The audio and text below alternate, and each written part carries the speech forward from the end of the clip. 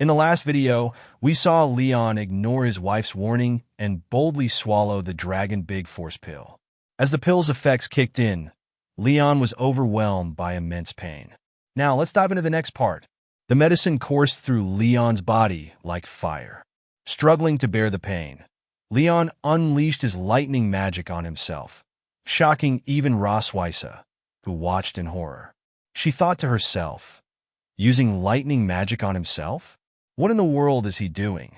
Moments later, the pain subsided and the lightning dissipated. Leon, weakened and barely able to stand, nearly collapsed, but Roswisa rushed to catch him. "Leon," she whispered softly, her voice filled with concern. Gently, she laid him on the bed.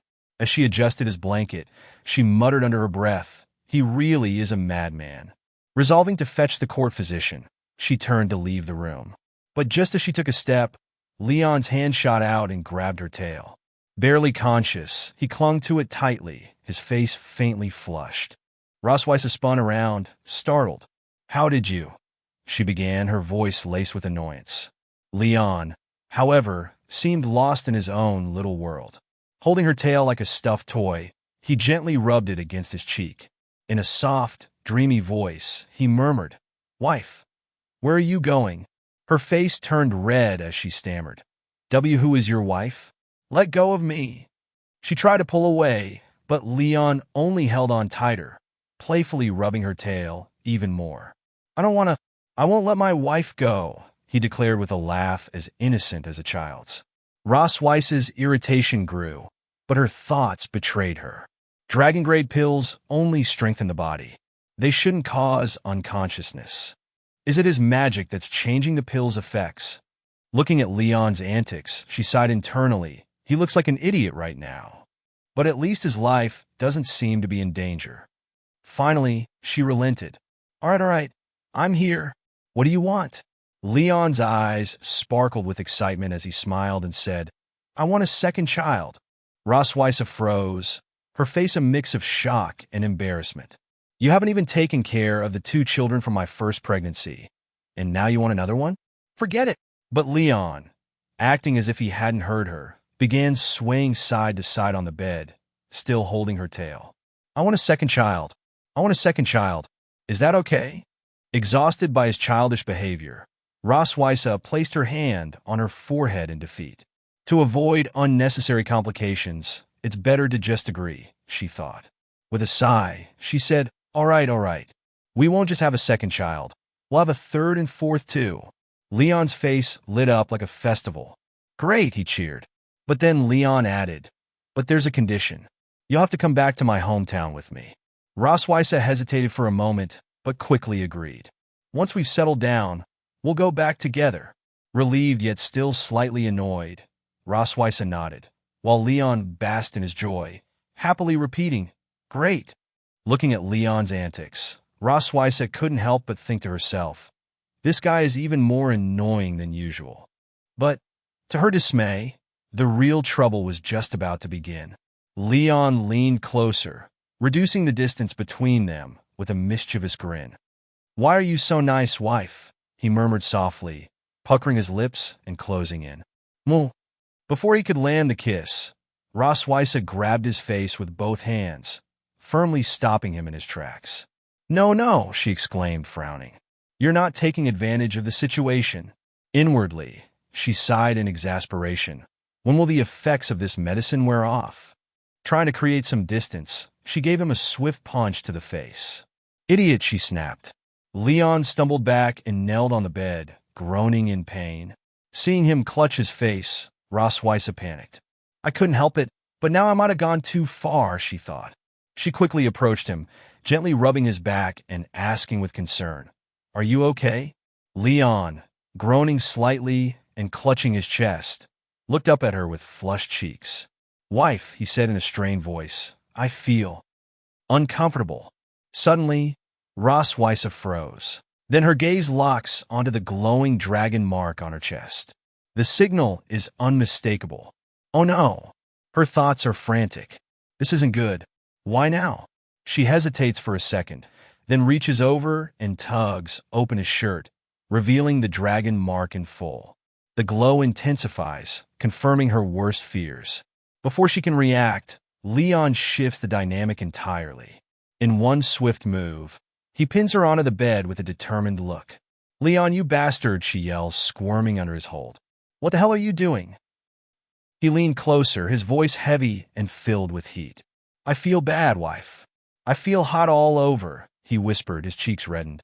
Then, in a softer tone, he added, "My chest. It's itching." Roswitha gritted her teeth, her own face turning crimson. The dragon patron's lightning element must have amplified his body's instincts, she thought, panic creeping into her mind. "This is worse than I expected." Leon held her tail lovingly, brushing his lips against it with a satisfied sigh. "My wife smells so good," he murmured, a dreamy smile spreading across his face. "I like your tail the most." Roswitha's thoughts raced. If this goes on, I'll be. Summoning her resolve, she placed both hands on Leon's flushed face and pushed him away. "My tail drags on the ground all day long," she barked, her tone both irritated and embarrassed. "And you don't even care? Get off me now."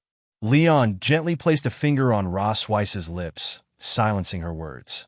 His voice softened as he murmured, "Roswitha, you are so beautiful tonight." Hearing this, her cheeks turned crimson. Embarrassed, she averted her gaze, looking to the side as she replied, "Even if you say so." Yet in her mind, thoughts swirled uncontrollably. What's going on? His attitude is completely different from before. This kind of madness and intensity. It's overwhelming, and yet. She stole a quick glance at him, unable to hide the faint flutter in her chest. "I actually have a little expectation." Leon, his face still flushed, looked at her with a vulnerable yet affectionate expression. "Wife," he said in a trembling voice, "you can help me, right?" Roswitha hesitated, her expression a mixture of awkwardness and surrender. After a moment, she whispered, "Okay, but only tonight." And so, under the dim glow of the moonlight, the two of them gave in to their emotions, sharing an intimate moment that left the night in silence. The next morning, in the serene stillness of the Silver Dragon Castle, morning light spilled into the Silver Dragon Castle, where Leon lay sprawled on the bed, clutching Roswitha close. Both were blissfully unaware of the chaos about to unfold. Leon stirred first, blinking himself awake. He turned, and there she was, Roswitha, right by his side. His face immediately paled.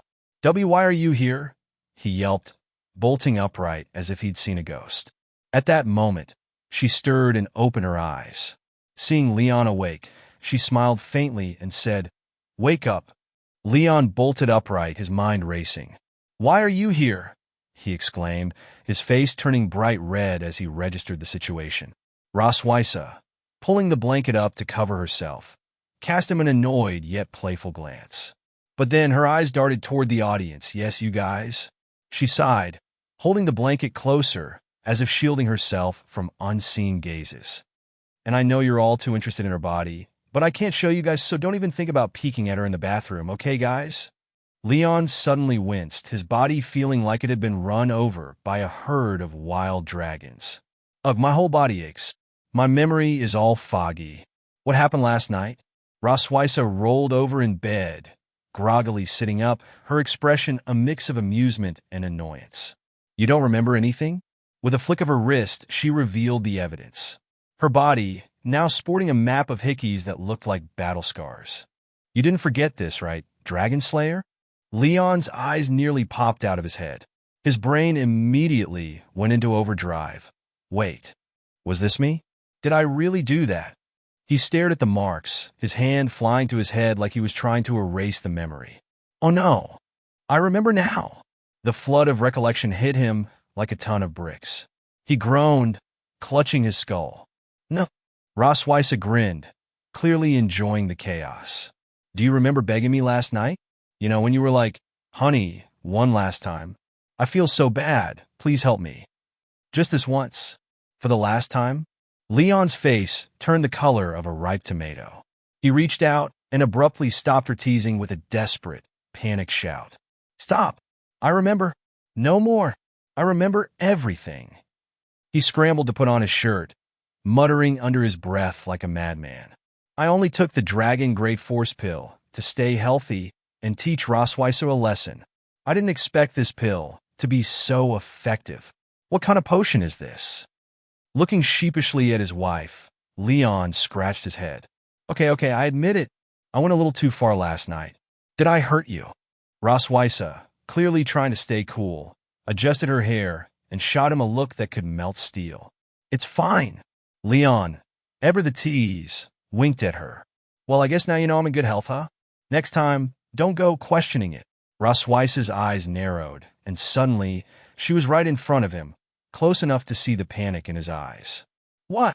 Leon blinked, utterly confused by the sudden proximity. Holding his face gently, Rosweiser purred playfully. I must admit, Dragon Slayer, I was very satisfied with your performance last night. I hope you can keep this up in the future. Leon's mind went blank. Wait, now I'm in the service industry? Rosweiser abruptly switched gears, crossing her arms with a serious face. Now let's talk about the bed. About changing names. Leon raised an eyebrow. Changing names? What are we? Rosweiser turned away, blushing, trying to hide her flustered face. Do you have any requests or something? What do you want? Leon, with his usual innocent look, rubbed the back of his head. Oh, I've been thinking about that. She stared at him, waiting for a grand revelation. Leon looked totally confused. Can you send someone to the Empire to check on my master and his wife? Holding her throat in a dramatic fashion, Rosweiser thought for a moment, then finally spoke. Well, the Silver Dragon aren't really good at sneaking around. But if you're just visiting someone, it shouldn't be a problem. Leon's eyes practically sparkled. Really? Thanks. He immediately tried to contain his excitement, clearing his throat and adding, Thank you for your help. Really? Later, in the Silver Dragon Castle Garden, Leon was lounging in a chair, soaking up the sun like a lazy cat. His daughter, Myun, was nearby, her tail wagging so fast it looked like it might take off. She turned to him, eyes full of concern. Dad, are you sick? Leon blinked in surprise, caught off guard by her genuine worry. He chuckled awkwardly, waving his hands. No, why do you ask? Myun tilted her head, her innocent smile radiating confidence. Mom said yesterday that you took some medicine. She said men can't just say they're sick. Leon's face turned to stone. That female dragon. How could she tell such a thing to a child? What about my dignity?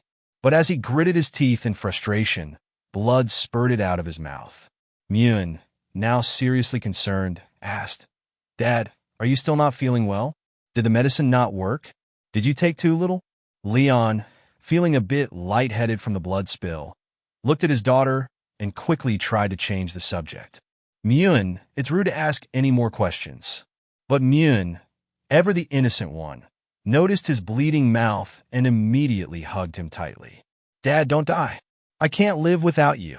Leon, his heart warming at the sight, gently patted her head. Daddy is fine, really. Don't worry. I'm doing great. His mind wandered for a second. As expected. She's definitely Rosweiser's daughter. I always feel that. She is similar to her in some way. He knelt down to her height, trying to keep the mood light. How about Daddy makes you a new toy today? Myun's eyes lit up. Toys? Yay! I love toys. Leon, with some dramatic effort, conjured up a Rubik's Cube, clearly the most complicated thing he could think of on the spot. Here you go, little one. This is a Rubik's Cube. You can twist it around until it's a mess. Fun, right? Myun, delighted, grabbed it with both hands. Yay! Leon chuckled, watching her twist it with determination. I had no idea learning about mechanical linkages in alchemy class would come in handy for babysitting. Am I destined to be a full-time nanny? Suddenly, something caught his attention in the corner of the garden.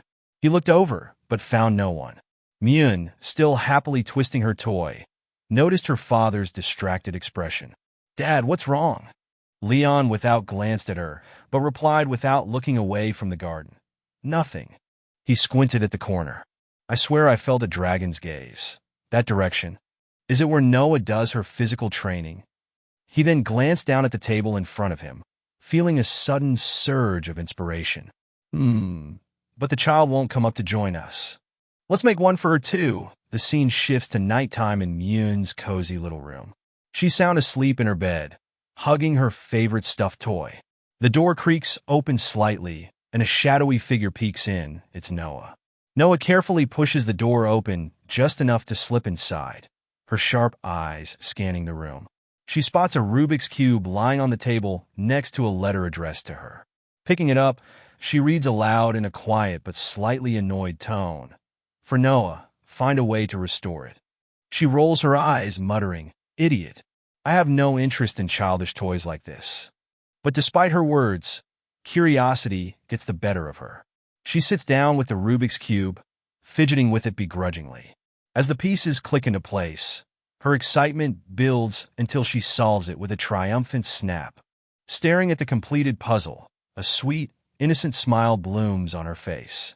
In her mind, she softly thinks, "Thank you, Dad." Back in her room later that night, Noah kneels beside her bed. She pulls out a small treasure box hidden beneath it, placing the Rubik's Cube carefully inside. She slides the box back under the bed, keeping it safe from prying eyes. Or so she thought. From the hallway, Myun peeks through the crack in Noah's door, eyes wide with curiosity. "My sister's been acting strange lately," she muses, hiding things under her bed. What could it be? The next day, while Noah is out, Myun channels her inner detective. Sneaking into her sister's room, she crouches down and pulls out the treasure box. Her eyes sparkle with excitement as she whispers to herself, "Let's see what treasures my sister has been hiding." Detective Myun is on the move. Opening the box, she gasps at the contents, the Rubik's Cube, the armor fragments, and Leon's letter. Holding up her cheek, she giggles mischievously. "So it's true. My sister is actually really nice to Dad. Who would have thought?" But just as she starts piecing it all together, a chilling presence looms behind her. Myun didn't notice it because of her excitement. Without another word, Noah grabs a rope from who knows where and ties up Myun like a burrito in record time. With her little sister bundled up on the floor, Noah snatches the treasure box, tucks it under her arm, and smirks. "No picking," she says firmly. That's it for today's video. Thanks for watching till the end. I know you're craving the next part of this series right now, but be patient, I'll upload it as soon as possible. If you enjoyed the recap, make sure to subscribe to my channel. Thank you.